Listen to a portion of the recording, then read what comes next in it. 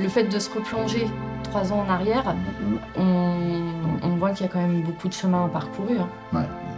Qu'est-ce que vous en dites quoi par rapport à ça, tout votre parcours, votre chemin? Qu'est-ce que vous en pensez?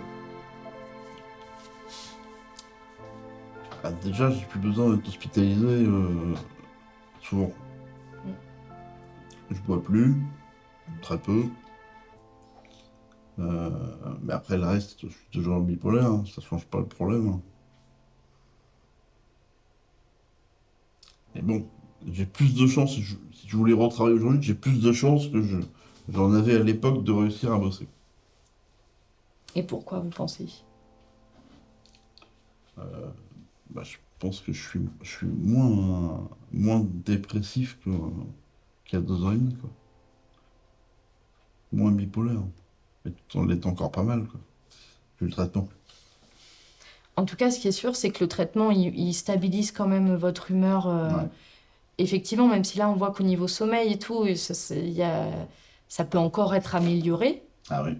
Mais en tout cas, au niveau de votre humeur, dépression, tout ça, il y a quand même une stabilité là depuis plusieurs mois.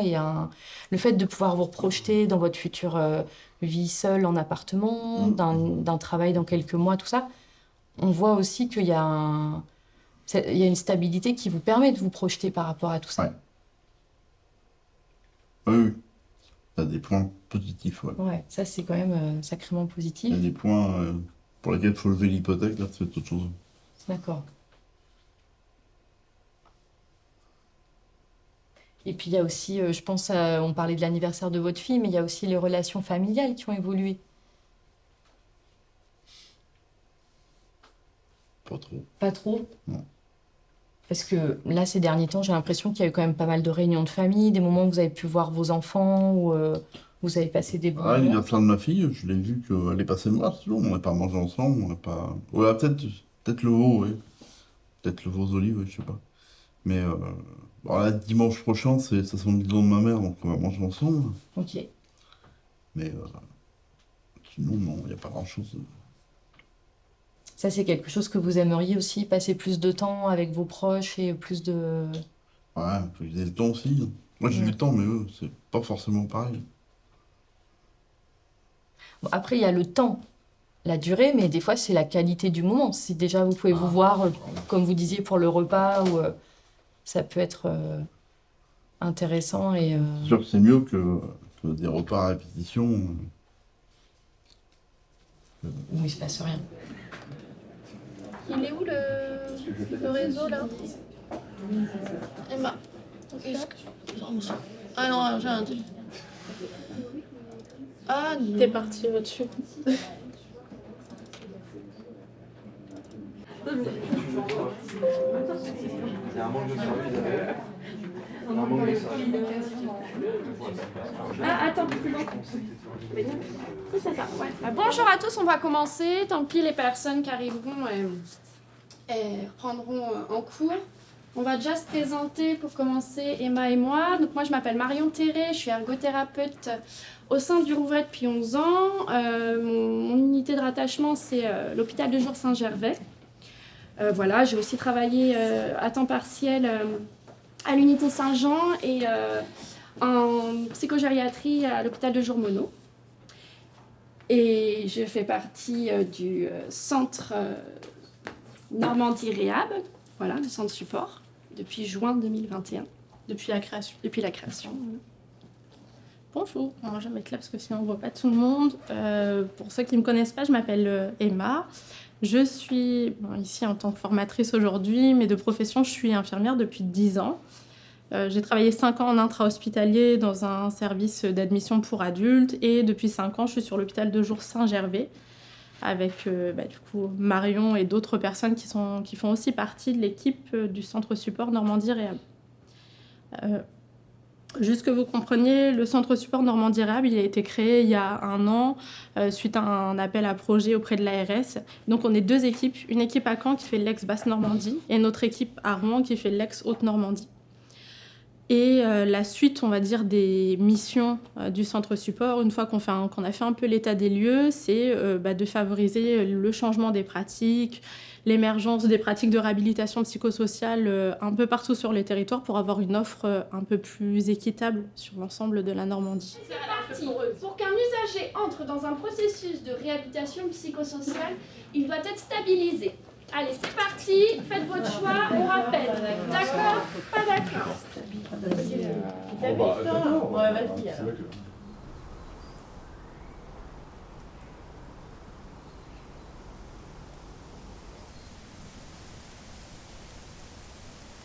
Dans les études scientifiques, on a des données qui montrent que 85% des personnes qui présentent un trouble schizophrénique ont des troubles cognitifs.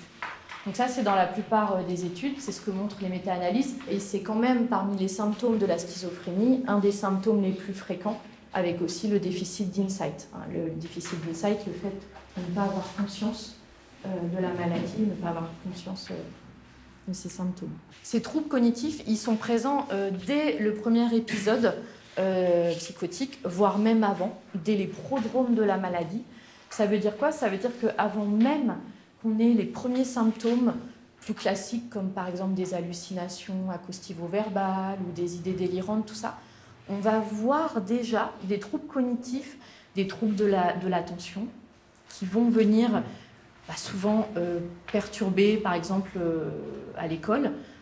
On sait que la schizophrénie, c'est un trouble qui se déclare à l'adolescence, au jeune âge adulte, entre 15 et 25 ans en moyenne. Donc souvent, c'est des choses on va avoir des troubles cognitifs dès l'école, dès le lycée, et parfois on a un des premiers signes, ça va être le décrochage scolaire à cause des troubles cognitifs.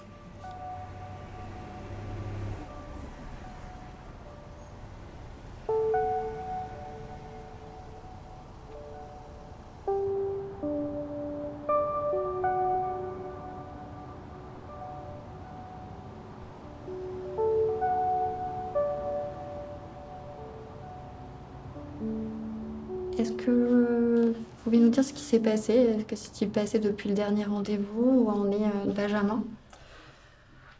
Du coup, mon fils va bientôt sortir de son hospitalisation. Et suite à...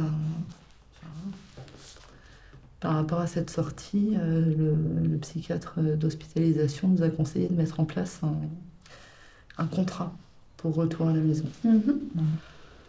Donc, il va mieux. Ça fait longtemps ça fait plusieurs semaines qu'il est hospitalisé. Donc, il est prêt à sortir. On redoute un peu sa sortie. Donc, d'où l'intérêt de mettre en place ce contrat. D'accord. Je ne sais pas si vous avez déjà entendu parler du terme insight. Oui, tout à fait. Oui. Conscience que, du coup, les usagers peuvent avoir sur leur propre maladie. Alors, il y a plusieurs types d'insight. Il y en a qui peuvent avoir conscience, leur maladie, mais pas conscience de prendre un traitement, que ça peut les aider. Il y en a qui n'ont pas conscience des répercussions dans la vie quotidienne. Au niveau du pourcentage, c'est 60%. C'est ça, 60% de personnes souffrant de schizophrénie s'estiment ne pas être malades. D'accord. Et ça peut impliquer ça aussi un dysfonctionnement au niveau cérébral, du coup. Capacité à prendre conscience de sa maladie. Et ça, au travers de psychoéducation, de ce qu'on est en train de vous faire, en fait, les usagers peuvent recevoir la même psychoéducation pour prendre conscience de leurs propres symptômes, de leur maladie et de leurs répercussions dans la vie quotidienne. Alors, on va parler des effets secondaires. Alors, il y avait ça aussi. Oui. Je trouve que, beaucoup de médicaments, quoi. Enfin, moi, je me projette... rétrospectivement à son âge, et je me dis que c'est compliqué d'avoir à 20 ans besoin de prendre des médicaments tous les jours et à vie sans doute. Alors, vous dites à vie sans doute, qu'est-ce que... C'est que j'ai pas l'impression qu'il soit prévu comme maintenant on n'est plus dans le cadre d'un PEP, mais on a une schizophrénie qui est reconnue. J'ai pas du tout l'impression qu'il soit prévu un arrêt de traitement un jour ou l'autre, quoi. Vous me confirmez? C'est fort possible, hein, effectivement. Oui, on n'est pas médecin, on ne connaît pas spécifiquement votre fils, mais effectivement, on peut le penser. Cependant, vous dites qu'il est passé maintenant avec un traitement injectable. Oui, mais bon, voilà. Ça reste quand même une médication. Oui, Oui, oui, je oui. suis d'accord. Et Oui. l'acceptation aussi d'une maladie quand on a 20 ans. Exactement. Moi, j'aurais vraiment pas aimé qu'on me dise ça. Une maladie chronique globalement, quoi, psychique Oui, oui. ou pas. Oui, oui. Oui. En ce qui concerne les effets secondaires, il ne faut pas hésiter à dire à Benjamin de pouvoir en parler à son psychiatre. Il peut y avoir aussi des réévaluations, enfin, des réajustements en fonction du traitement médicamenteux et des symptômes, symptômes secondaires que peuvent entraîner le traitement médicamenteux. Jusque-là, il y a surtout eu des augmentations de traitement, plus que. Enfin, on n'est jamais. Alors, si toutefois, à un moment donné, il est accessible à la psychoéducation, on peut penser qu'il se sentira lui-même aussi de mieux en mieux et qu'il sera en mesure de faire aboutir ses propres projets. Vous voyez, parce qu'il pourra mieux gérer sa maladie et il pourra ainsi peut-être envisager une diminution de la médication éventuellement. C'est pas. Oui, ça, c'est pas, Voilà, c'est pas lui de le décider, ni à nous de toute façon. Ça, c'est conjointement, ça se décide conjointement avec son médecin, d'accord. C'est pas, c'est quand même lui qui au dernier recours, décide aussi un peu pour lui-même. Enfin, sa parole sera entendue, devra à un moment donné être entendue, de toute façon. Il y a une vidéo qu'on écoutait hier avec Frédéric, il disait que les usagers sont responsables de leur rétablissement. En fait, nous, on n'est pas, ils sont pas responsables de leur maladie, mais ils deviennent responsables de leur rétablissement. Du coup, effectivement, peut-être qu'un jour, le traitement diminuera peut-être, il y aura peut-être plus besoin autant de traitement médicamenteux.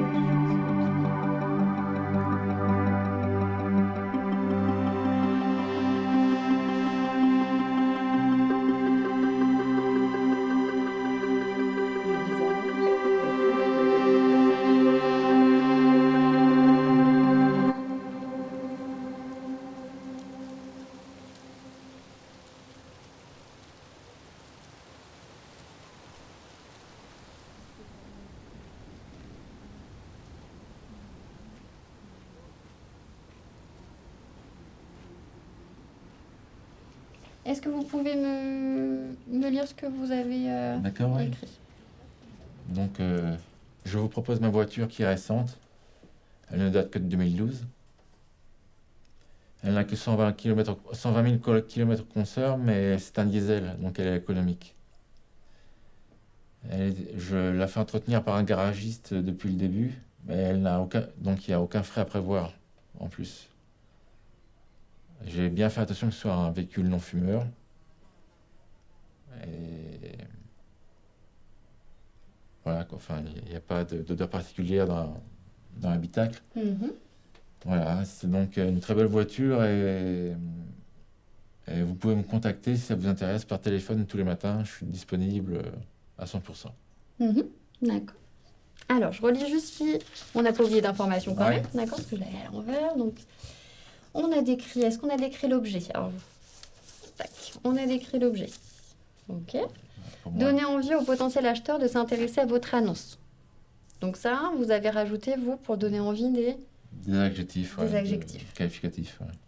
proposer un prix de vente, selon votre choix. Est-ce que vous l'avez proposé, le prix de vente? Bah non, je l'ai un peu imposé plutôt. D'accord. Vous avez imposé combien? Ah bah j'ai confondu. J'en ai pas parlé du prix de vente, oui. Vous n'avez pas parlé du prix de Non, vente, j'ai oublié. d'accord? Je sais pas comment j'ai fait. Attendez, hop, on va noter. On va réévaluer. J'aurais dû l'inventer. Proposer un prix de vente. Laissez vos coordonnées, vous l'avez laissé. Ouais. Et le lieu de vente, est-ce que vous l'avez laissé? Non, c'est vrai, non. Non, Non, vous inquiétez j'en ai pas, pas parlé. sinon on est... Ah ouais. On est Ouais. ça arrive à tout le monde, même Ah moi, ouais. je fais des exercices ou des choses, et puis du coup, on a l'impression d'avoir tout bien rempli, tout fait. Pareil pour les papiers administratifs, et puis quand on relit, on se Ouais. rend compte qu'on a oublié une petite ligne où il fallait noter notre numéro de sécurité sociale, par D'accord, exemple. ouais. D'accord? Ouais, je vois. Le véhicule date de 2012, est-ce que vous l'avez bien inscrit? Ouais, j'ai mis qu'elle était récente, 120 000 km. je suis indiqué, ouais. Que c'était un diesel. Ouais. La voiture est entretenue chez un garagiste, Oui, j'ai noté aussi. Ouais. donc aucun frais à prévoir, hormis une carrosserie marquée par des coups sur les portières à plusieurs endroits. Je n'en ai pas parlé. Ouais. Est-ce que ce serait important pour vous de le noter quand même? Non, je pense pas. D'accord. Je pense qu'il le verrait lui-même. D'accord. Et sa réaction? La réaction de l'acheteur s'il se rend compte qu'en fait l'annonce a été un petit peu mensongère, quoi. Elle est pas tout à fait neuve. Ouais. Est-ce qu'on peut envisager une réaction? Quelle réaction il pourrait avoir? Il faudrait que ce soit un maniaque. Ouais. Il faudrait imaginer quelqu'un de très, comment dire, très exigeant. Mhm. Et du coup, si on prend une personne qui est non exigeante, mais quand même qui se rend compte qu'on lui a menti sur l'annonce et que tout n'est pas parfait, est-ce qu'il peut avoir une réaction, une émotion particulière? Une réaction? Acheteur. Ouais, l'acheteur. Si par exemple vous êtes l'acheteur Ouais. et vous voyez une annonce qui a l'air, une voiture parfaite, neuve, presque neuve, etc. Et puis vous vous rendez sur place et puis d'un seul coup vous apercevez qu'il y a plein de petits impacts, même si c'est minime, mais qu'il y a quand même des impacts sur la voiture. Est-ce que vous auriez, vous, une réaction? Bah là, ça prend le côté affirmation de soi, Mhm. je pense. Et donc, il faudrait dire que c'est pas grand-chose, que ça peut se réparer. Mais est-ce que c'est possible ou probable qu'une personne réagisse mal du coup? Ouais, C'est possible. je pense que oui. Et pour éviter peut-être ceci, est-ce que ce serait pas bien de peut-être le noter, justement, pour éviter des réactions un peu impulsives? D'accord, ouais, si. Enfin, faut que ça soit des petites... Voilà, petits impacts, on le dit impacts. bien, hein. Je crois que marquées du coup, par les coups à la portière à plusieurs endroits. à plusieurs endroits, hormis. Le hormis, Hormis, il dit bien que voilà, hormis ça, sinon elle est bien, elle est propre, ma voiture. D'accord? D'accord. Ok. Oui, on peut le D'accord. noter. Donc ça, on est encore dans la théorie de l'esprit, c'est savoir un petit peu comment les autres peuvent, on va dire, réagir face à, par exemple, à cette situation, se mettre un petit peu à la place de l'autre et peut-être le noter dans ces cas-là. D'accord. Et si on- D'accord. Après, à vous de voir si, du coup, vous jouez la carte. Intransigeante. Voilà.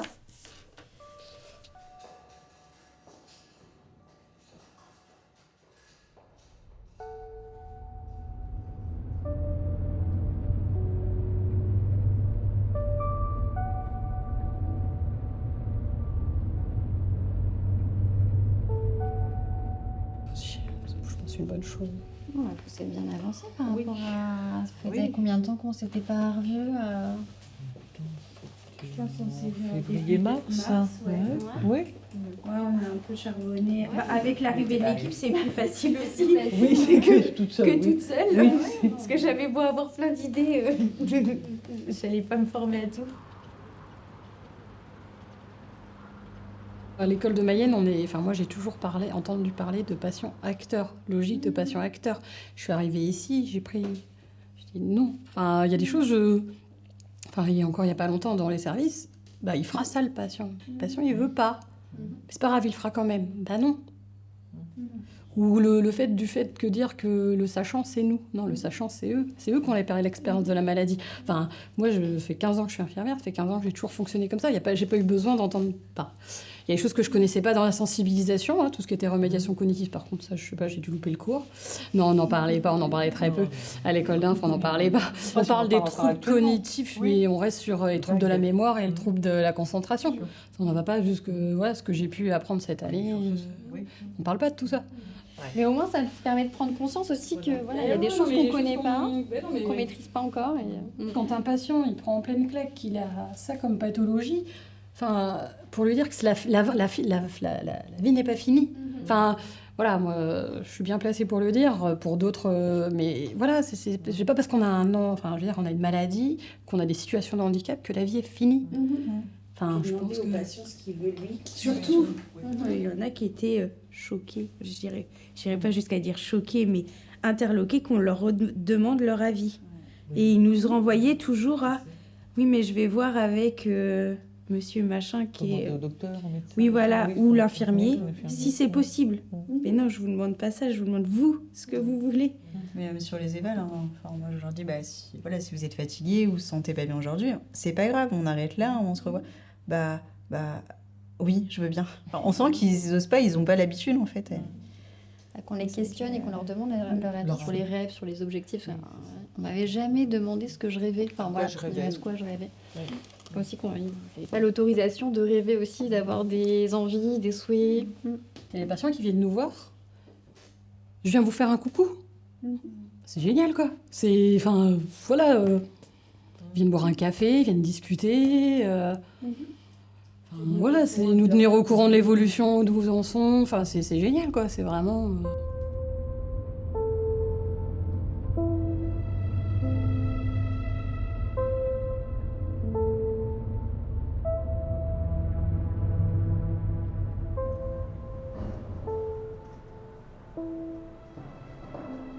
Voilà, l'éducation thérapeutique, à qui ça parle, si ça parle, de quelle manière ça parle, est-ce que quelqu'un veut prendre la parole autour de ça, même si c'est pour dire que finalement, oui, ça parle, on en fait au quotidien, je sais pas, qui veut prendre la parole à ce sujet?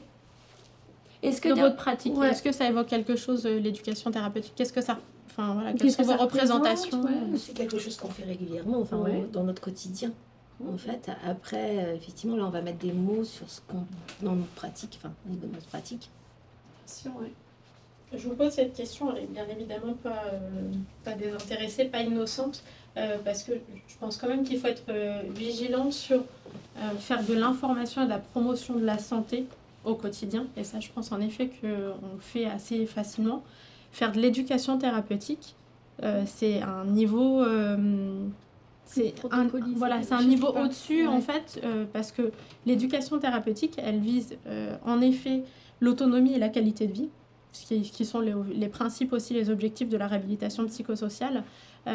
Mais du coup, il y a des choses très précises qui sont ciblées dans l'éducation thérapeutique, c'est pouvoir développer des compétences d'auto-soin et développer des compétences d'adaptabilité. Est-ce qu'il y en a, du coup, qui ont déjà utilisé PACT ou visionné ou qui se sont fait la main dessus? Je vous fais un topo, si on peut dire ça, dans les grandes lignes. Donc, PACT, c'est psychose, aider, comprendre et traiter. Et encore une fois, là, on est dans plus de l'information. C'est un programme dit d'éducation thérapeutique, mais on est quand même plus dans de l'information, sur des temps d'échange. Comme vous l'avez dit, c'était un bon support de verbalisation. Donc, qui est séquencé en 3 parties, avec la première partie qui est plutôt sur dire la maladie. La deuxième partie, c'est vivre avec son traitement. C'est les effets souhaités du traitement, mais c'est malheureusement tout le volet des effets indésirables qu'on connaît bien, que nos patients connaissent trop bien malheureusement et qui les incitent bien souvent à arrêter les traitements. Donc notamment la prise de poids, les troubles de la sexualité, les troubles érectiles, les troubles de la libido, sur lesquels il ne faut pas faire l'impasse. J'insiste un peu dessus parce que... c'est quand même un sujet sur lequel on n'est pas forcément très à l'aise et qui pour autant est un grand motif de souffrance et d'arrêt des traitements chez nos patients, notamment les tout jeunes patients. Les jeunes patients, 20 ans, j'ai pris 30 kilos, j'ai plus d'érection, je tremble, j'ai une hypersialorée. bon, l'image de soi, l'estime de soi, elle en prend quand même un grand coup. Et donc, il faut vraiment être vigilant, même si on n'est pas hyper à l'aise, d'essayer d'en parler avec ses collègues avant les séances pour laisser quand même cet espace de discussion autour de l'image de soi et des troubles de la sexualité. Ça, c'est hyper important.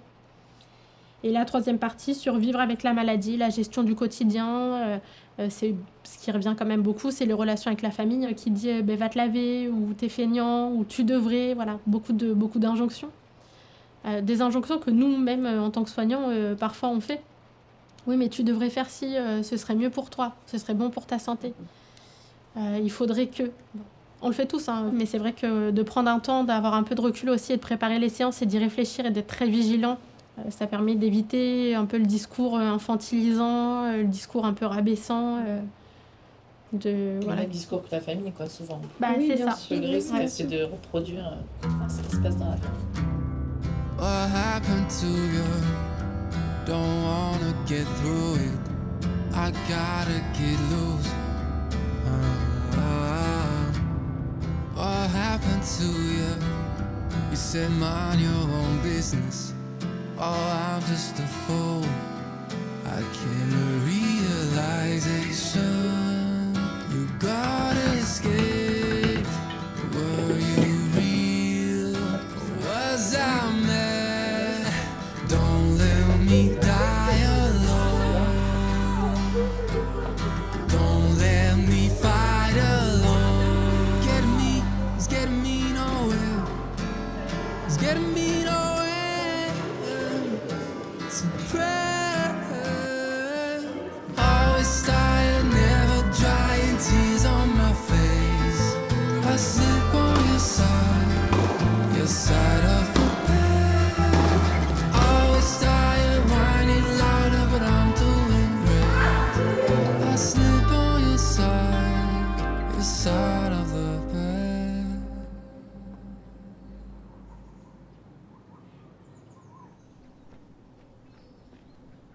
Comment ça va aujourd'hui? Aujourd'hui ça va, mais j'ai eu une alerte il y a 3 semaines à peu près. Ouais. J'étais icto là chez mes amis là, et j'ai eu un blanc. Ok. Pendant 5 minutes, il n'y a plus rien qui fonctionnait quoi. D'accord. J'entendais juste les bruits. Alors j'ai voulu vous en parler par mail Ouais. et j'ai jamais réussi à trouver les mots. Depuis, ça s'est pas reproduit. Alors, ça s'est pas produit, mais c'est toujours de plus en plus dur de me concentrer sur le travail, sur ces choses-là, quoi. Déjà, la dernière fois, on avait regardé un petit peu en essayant de voir un petit peu la fatigue par rapport à vos déplacements, tout ça. Ouais. Et on s'était dit finalement que quand c'était... on avait passé au fluo comme ça les moments où vous partiez en déplacement. Et on se disait que au-delà de 2 fois par semaine, ça faisait vraiment trop. Oui, au-delà d'une fois par semaine. Et finalement, le rythme idéal, c'était 1 fois par semaine. Voilà, donc cette semaine, ça va pas s'y prêter parce que ça sera 2 fois. D'accord. Là, vous avez enfin, vous êtes obligé de retourner 2 fois. Ouais, il faut que j'aille IFTO pour mes clients. Il faut que j'aille voir pour un avocat. Donc. D'accord. Parce qu'en fait, on avait noté une priorité au repos et à la récupération cognitive. Et votre psychiatre, qu'est-ce qu'elle en pensait du coup? Parce que là, elle vous a prescrit l'électroencéphalogramme. Est-ce qu'il y a eu des changements sinon au niveau du traitement ou autre? Les derniers trucs qui ont été bougés, c'est la clozapine qui a été baissée parce que je m'étouffais avec ça le soir. Je crois qu'il y a la paroxétine qui a été ajoutée et le pantoprazole. D'accord, donc il y a eu des modifications du traitement de façon à améliorer un petit peu, enfin que ça rentre un peu mieux dans l'ordre. C'était quoi comme symptôme qui était visé là du coup, ce changement de traitement là? C'était pourquoi? Pour le syndrome bipolaire. D'accord, pour rééquilibrer votre humeur. Ok. Parce que, en parallèle de cette fatigue-là que vous avez constatée, que vous subissez, vous, au niveau de vos symptômes de l'humeur, vous avez vu d'autres choses, vous avez constaté d'autres symptômes? Ouais, je suis dans le bas du bipolaire, quoi. Je suis pas enjoué comme garçon, Comme habituellement, vous pouvez l'être. Ouais. J'ai peu de choses qui me font plaisir. À part acheter des cadeaux, des morceaux de cadeaux à mes enfants. Bon, là, votre humeur, elle remonte, mais vous la sentez pas non plus remonter de façon exaltée, tout ça? Non, elle remonte lent. Ah non, pas tellement en fait. Ouais, donc on n'est pas... là, on est dans une pente qui remonte, mais on est loin de redépasser vraiment et d'arriver dans une phase... Je vais vous remontrer, vous savez aussi, on a ces schémas-là pour parler des signes qu'on peut observer.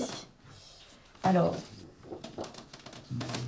dans le trouble bipolaire, ça, vous savez, c'est l'auteur de la BD Lou Luby. Donc là, elle a fait un dessin sur la dépression et un petit peu tous les signes qu'on peut retrouver, qu'on peut possiblement retrouver en cas de dépression. Un moment ou un autre, ouais. À un moment ou un autre. Après, on les retrouve pas forcément tous, mais en tout cas, c'est des signes qui peuvent aussi nous faire dire « Ah, attention, là, je suis peut-être en phase de dépression. » Bon, là, vous avez identifié, mais vous voyez, absence d'envie. Ouais.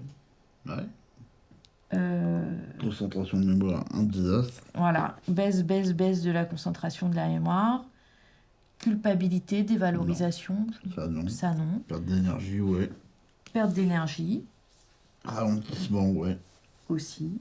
Là, pour l'instant, voilà, vous vous retrouvez dans ces quatre-là. Tristesse. Ouais. Aussi. Il peut y avoir prise ou perte de poids, enfin variation en tout cas sur le poids. Bah oui. Et il peut y avoir aussi au niveau du sommeil, insomnie ou hypersomnie. Ah oui. Ça peut être dans un sens ou dans l'autre. Idée suicidaire, pas actuellement. Pas actuellement. Et culpabilité, dévalorisation, on a dit non, ça c'est pas... Non, ça, Ok. pour l'instant, non. Est-ce que vous, par le passé, quand vous avez connu des phases comme ça, un petit peu de baisse de morale, est-ce que vous avez l'expérience ou des choses, vous savez que ça avait bien marché pour vous aider un petit peu à retrouver un moral satisfaisant? Est-ce que vous vous rappelez de choses qui ont pu vous aider dans le passé? Ouais. C'est vieux, mais... Ouais. J'ai été hospitalisé 3 ou 4 fois à la clinique des Essarts. Ouais. Où ils traitaient mon alcoolisme en même temps que mon humeur, on va dire. Donc ça, c'est vrai que ça avait... Ouais, je crois que j'ai dû faire 3 fois un mois là-bas. En traitant l'alcoolémie et le trouble bipolaire, même s'ils appelaient pas ça bipolaire à l'époque. Ils n'avaient pas tout à fait mis le doigt sur le truc, ouais, ça avait donné de bons résultats. Ouais. Et donc, pendant ces hospitalisations, qu'est-ce qui avait été particulièrement bénéfique pour vous? Le repos. Ouais, repos. Puis, j'ai été beaucoup calmé au Valium. Donc, le traitement médicamenteux qui avait été adapté. Ouais. Du repos.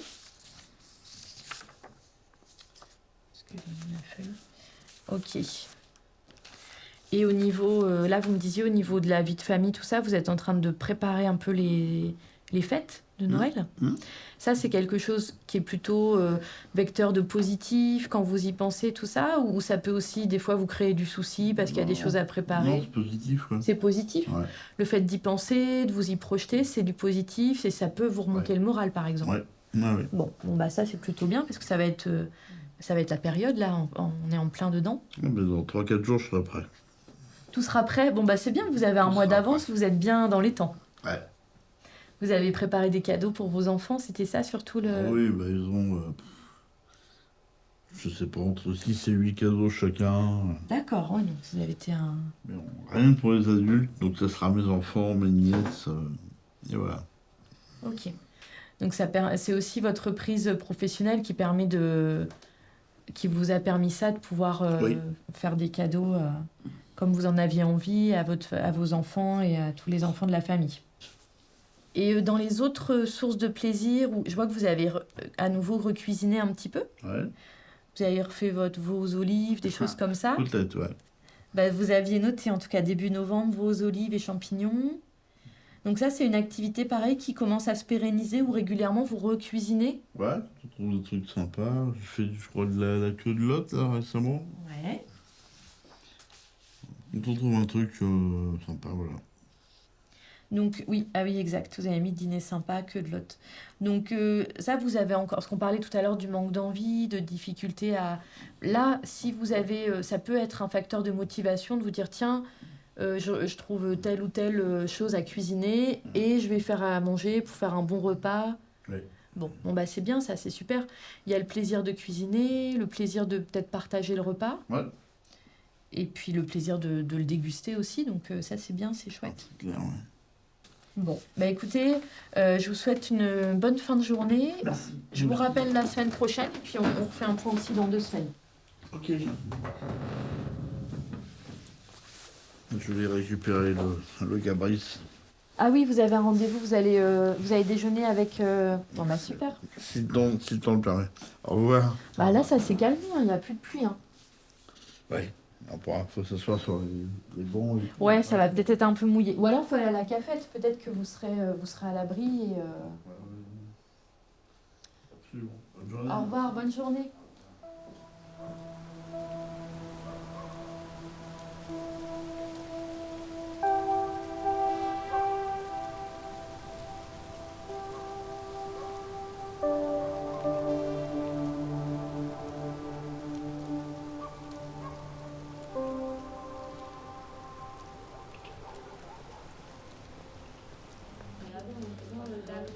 On va commencer par, selon vous, dans la société, quelle est la perception de la santé mentale ou de la maladie mentale? Donc là, c'est la partie société. Voilà. Alors, schizophrénie, vous pensiez à quoi? Ignorant. Ignorant. Parce que la schizophrénie, c'est pas le dédoublement de personnalité. Ouais. Moi, ce serait que le handicap invisible, il peut être dur à déceler par les personnes proches. Par exemple, quand j'étais petite, il y a une période de ma vie où j'avais une très mauvaise image de moi et j'étais pas bien. Et en fait, j'ai dit à ma mère que voilà, je me sentais mal en ce moment et que je voulais voir une personne pour pouvoir en parler. Et elle m'a dit, ma fille, elle est pas malade, elle est pas folle. Donc, ça... Est-ce que ça soulève pas quelque chose? Forcément, vous connaissez un peu plus, mais est-ce qu'il n'y aurait pas aussi une notion peut-être de culture? Ouais. Certaines cultures peuvent être peut-être un peu plus réticentes ou avoir des croyances aussi différentes. Oui. Ouais. Le temps aussi. Le fait que il y a 100 ans en arrière ou 200 ans en arrière, les personnes qui avaient notre pathologie étaient... quelque part, ils n'avaient pas autant de droits qu'on a aujourd'hui. Donc l'évolution de la société avait quand Ouais. même pour vous quelque chose de Positif, positif. ouais, c'est ouais, dans le bon sens, ouais. Une remarque positive, ouais. Vous avez raison, c'est bien de le souligner. Sérieusement, avant les personnes comme nous, on était pendus, hein, je crois. Je sais pas, vous avez vu déjà Hunger Games? Ah non. Oui. Il y a un épisode avec Pita où il a cherché à faire du mal à comment ça s'appelle, Katniss Everdeen. Et à la fin, il est sur le lit et on l'électrocute. Parce qu'il Je est... n'ai pas vu l'épisode. Ah, vous l'avez hein, pas vu? vous regardez comme si En gros, Pita, c'est l'un des personnages principaux. Et en fait, il a cherché à attaquer Katniss Everdeen, qui est le personnage numéro 1. Et en fait, pour le soigner, vu qu'il a été manipulé, tout ça, pour le soigner, ils le font électrocuter, en fait. Ah oui, d'accord. On imagine qu'il s'est passé beaucoup de choses terribles et barbares par le passé. Et puis, dans le temps, vous savez, c'était... Par exemple, les femmes c'était les sorcières. Enfin, vous voyez, des gens qu'on isolait des villages. Même si on remonte loin, mais effectivement, c'est pas très glorieux. Hein. C'est peut-être aussi dû à l'avancée de la science. Que ça va mieux. Oui, l'avancée de la science et l'arrivée des neurosciences. Des neurosciences notamment, effectivement. Aujourd'hui, les neurosciences, ça nous permet de dire que non, il y a un développement du cerveau qui est différent, il y a des neurotransmetteurs qui ne circulent pas forcément de la même manière, il y a des mutations génétiques, etc., etc. En fait, comme c'est le cas pour toutes les autres pathologies. Exactement. Hein, mais comme ça se passe dans la tête, il y a aussi beaucoup de fantasmes et beaucoup de théories fausses là-dessus. Est-ce qu'il y a d'autres mots qui vous viennent en tête? Là, c'est vrai que ça me servir de tremplin pour dire ce que j'ai envie de dire. Là, on a parlé surtout par rapport aux autres, mais moi, quand j'ai su que c'était la schizophrénie, du coup, ça me faisait mal. Comment dire, j'étais en souffrance moi-même. Enfin, j'avais presque honte, etc. Enfin, mais c'était personnel. Là, vous voyez, la partie droite, elle a été laissée exprès pour ça, et c'est bien que vous puissiez l'introduire, Tristan, du coup. Selon vous, on va faire une différence en fait entre le regard de la société et vous, vraiment à titre personnel, quelle est votre conception de la santé mentale, de la maladie mentale? Vous parlez au niveau de l'annonce, finalement, de l'annonce du diagnostic. Oui. Il y a eu de la souffrance. Oui. Vous avez dit souffrance et honte, les deux mots que je retiens. Oui. Est-ce que ça parle à d'autres personnes, ce que vient de dire Tristan? Ouais. Quand je me suis fait hospitaliser, j'ai rien compris. J'ai rien compris. Parce que j'étais encore avec en mémoire tout ce qui concernait les voix, tout ça. Et du coup, j'avais du mal à savoir, à me positionner où j'étais. Je savais que j'étais à la psychiatrie, mais je ne savais pas distinguer le vrai du faux, en fait. Et du coup, j'ai rien compris. J'ai rien compris. Et quand confusion entre le la réel et les symptômes positifs, Et quand vous avez commencé à reprendre pied, entre guillemets, si je peux le dire de cette façon-là, est-ce que vous vous souvenez si ça vous a renvoyé quelque chose ou pas? Comment dire, j'avais un peu honte d'en parler. Après, après, ça m'a un peu attristé parce qu'en fait, ça m'est arrivé durant ma classe prépa. Et j'ai pas pu passer les concours d'école de commerce. Donc là, ça m'a attristé ça. Bien sûr. Et j'allais pas bien tout simplement. Donc il y a la tristesse, il y a l'impact du coup sur le parcours de vie. Là, en l'occurrence, c'était la scolarité. Oui, là, c'était les études supérieures. Ouais, c'était en 2014. Vous étiez peut-être fait un projet professionnel? Moi, dans ma tête, c'est prépa, école de commerce, travail. Je suis pas allé en école de commerce, mais après, j'ai fait des formations sur l'entrepreneuriat avec AC Formation, Sémaphore, tout ça. Mais beaucoup de tristesse de ne pas être dans le chemin classique, en quelque sorte. Chemin classique, peut-être que c'est important de le noter, cette notion-là. Du coup, il y a une déviance du chemin classique. C'est ça. Pareil, en fait, j'ai beaucoup d'appréhension à voir des personnes que je connaissais, par exemple du lycée ou quelque chose comme ça, parce que j'ai pas mon permis, j'ai pas un travail fixe, j'ai pas... ma formation aussi, pareil, elle a été coupée. Et du coup, ça, si je vois quelqu'un, qu'est-ce que je vais faire? Comment je vais lui dire? Est-ce que je mens? Jusqu'où est-ce que je mens? Ne pas être à la hauteur des autres, peut-être. Ouais. Les autres par rapport aux attentes ou par rapport à vous, ce que vous exigez de vous? Quand on m'a diagnostiqué, je me suis dit, voilà, c'est bon, c'est fini pour moi, je suis pas... Alors que c'est pas fini. Vous êtes attendez, vous n'êtes pas quoi? C'est quoi la suite? Je suis pas à la hauteur, enfin, je sais pas, moi, je connaissais pas trop la schizophrénie, quand on me l'a diagnostiqué. Et je me suis dit, par rapport à des amis qui sont sains, qui sont pas malades, du coup, je suis pas à la hauteur, quoi. Ça veut dire que ce que vous sous-entendez, c'est que vous n'êtes pas sain, vous êtes malsain. Oui. Non, mais... Est-ce que actuellement, Tristan... Non, mais ça va de mieux en mieux maintenant. Oui, maintenant mais ça, il n'y a pas de souci. Non, mais par rapport au fait de quelqu'un qui n'a pas une maladie psychique, peut-être comme la vôtre, vous diriez qu'il est sain?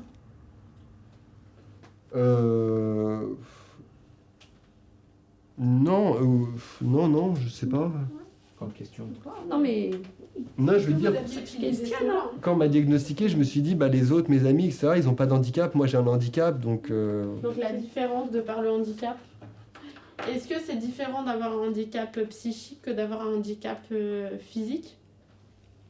Non, c'est pas la même chose, mais il y a différents handicaps. Moi, par exemple, je préfère sérieusement être atteint de la schizophrénie plutôt que de pas avoir mes deux jambes, quoi. c'est vrai que... Ouais. Bon, après, je ne l'ai pas choisi, mais c'est vrai que je préfère avoir ce diagnostic-là que pas de bras ou, voilà, ou d'autres problèmes. Il y a pas de médicaments qui font repousser les bras. Non.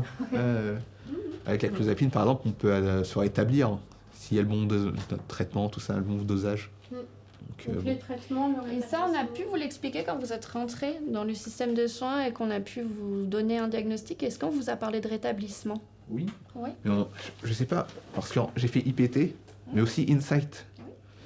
Et je sais pas si c'est Dr O'Larry ou si lors de Insight où on a parlé de rétablissement, on avait fait la distinction entre stabiliser et rétablissement. Stabiliser, c'est on est stable au niveau des symptômes, il n'y a pas de changement.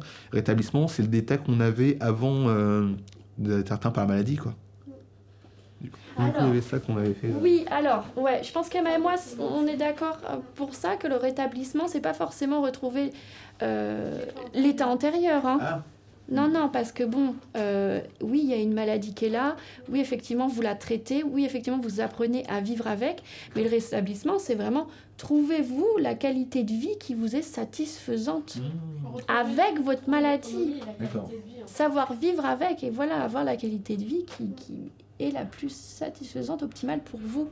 D'accord? Parce que vous voyez, et on insiste là-dessus, et c'est pas qu'on chipote, parce que parfois, quand on travaille, quand on fait de l'information sur les maladies, qu'on réfléchit aux stratégies pour gérer au quotidien, parfois les personnes, elles vivent dans le fantasme de je vais revenir à mon état antérieur avant la maladie. Sauf que la maladie, elle est là, elle est bel et bien là, et on peut pas passer sa vie à se dire je vais lutter contre la maladie, mais plutôt se dire je vais faire avec la maladie et trouver mes stratégies et ma manière de fonctionner la plus optimale, la plus qualitative pour vous en fait.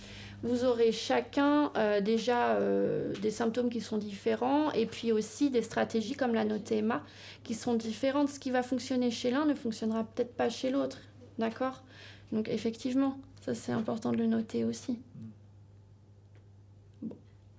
Peut-être qu'on peut le noter dans les mots-clés, la notion de rétablissement.